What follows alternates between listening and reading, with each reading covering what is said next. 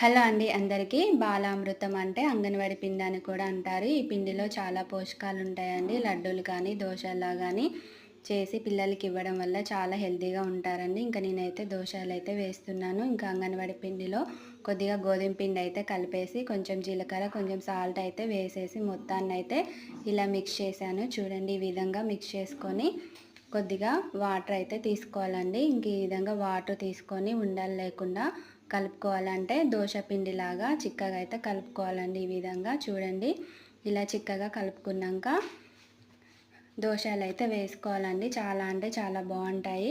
పిల్లలు కూడా చాలా బలంగా ఉంటారండి. ఇంక విధంగా ఆయిల్ అయితే అప్లై చేసుకొని మళ్ళీ రెండో వైపు కూడా దోశ తిప్పేసుకొని మళ్ళీ కొద్దిగా అప్లై చేసుకుంటే సరిపోతుంది. చాలా అంటే చాలా టేస్టీగా ఉంటాయండి. మా వీడియో నచ్చితే లైక్ చేసి సబ్స్క్రైబ్ చేయండి. అలాగే మీరు కూడా ఒకసారి ట్రై చేయండి.